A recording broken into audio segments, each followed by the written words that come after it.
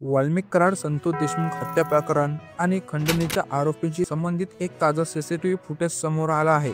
चला तर मग बघूया काय आहे या फुटेजमधील महत्त्वाचे तपशील. वाल्मिक कराड जो संतोष देशमुख हत्या प्रकरणाशी संबंधित असल्याचे सांगितले जात आहे, त्याचे जामीन अर्जांची सुनावणी पुन्हा लांबणीवर पडली आहे. वाल्मिक कराडवर मुक्काम माजी गुन्हेगार नियंत्रण कायदा लागला असला तरी अद्याप त्याच्या विरोधात ठोस पुरावा मिळालेला नाही, अशी चर्चा सुरू आहे. आता एका सीसीटीव्ही फुटेजमध्ये अनेक आरोपी एकत्र दिसत आहेत. या फुटेजमध्ये वाल्मिक कराड, विष्णू साठे, सुदर्शन गुले, प्रतीक गुले आणि कृष्ण अंधारे एकत्र दिसत आहेत. हा सीसीटीव्ही फुटेज अजित पवार यांच्या राष्ट्रवादी काँग्रेसच्या माजी तालुकाध्यक्ष विष्णू साठे यांच्या कार्यालयाच्या बाहेर हॉटेलमधून रेकॉर्ड झाला आहे. 29 नोव्हेंबर 2024 रोजी सकाळी 11:25 वाल्मिक कराड आणि विष्णू साठे कार्यालयाच्या दिशेने जात आहेत. त्यांच्या मागोमाग सुदर्शन गुले, प्रतीक गुले आणि कृष्ण अंधारेही दिसतात.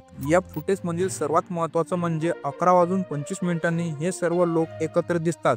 यावरून हे स्पष्ट होते की या आरोपींचे एकत्र येणे केवळ एक साधारण नाही, तर संतोष देशमुख हत्या प्रकरणातील सर्वात मोठा पुरावा आता या सीसीटीव्ही फुटेजमधून समोर आला आहे. 29 नोव्हेंबरला एक महत्त्वपूर्ण घटना घडली. संतोष देशमुख आणि सुदर्शन गुले यांच्यात वाद झाला, तसेच खंडणीच्या मागणीवरून घोटाळा उफाळला. या दिवशी सुदर्शन गुले आणि वाल्मिक कराडने आवाजा कंपनीच्या अधिकाऱ्याला धमकी दिली होती की काम बंद करा, अन्यथा गंभीर परिणाम होतील. आणखी एक महत्त्वाची गोष्ट म्हणजे 29 नोव्हेंबर रोजी विष्णू साठेंनी सुनील शिंदे यांना फोन करून सांगितलं की वाल्मिक अण्णा बोलणार आहेत, काम बंद करा. त्यामुळे स्पष्ट होते की खंडणीच्या गुन्ह्यात वाल्मिक कराड आणि यांच्या सहकार्यासह सक्रिय सहभाग होता. विशेष म्हणजे ज्या दिवशी या धमकीचा फोन झाला त्याच दिवशी सीसीटीव्ही फुटेज म्हणजे वाल्मिक कराड, सुदर्शन गुले एकत्र दिसतात.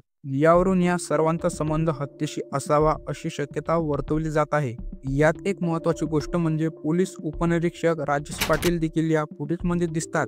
त्यांच्यावर संतोष देशमुख हत्येच्या घटनेपूर्वी काही आरोप झाले होते. त्यांच्या भूमिकेची सखोल चौकशी होण्याची शक्यता आहे. हे सीसीटीव्ही फुटेज न्यायालयात महत्त्वाचा पुरावा ठरू शकतो. त्यामुळे वाल्मिक कराडच्या अडचणीत वाढ होऊ शकतात.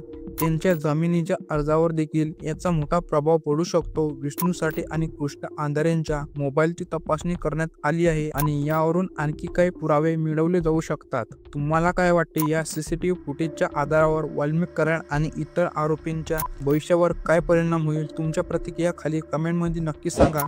तुम्ही अजूनही आमच्या चॅनलला सबस्क्राईब केले नसेल तर लगेच सबस्क्राईब करून ठेवा.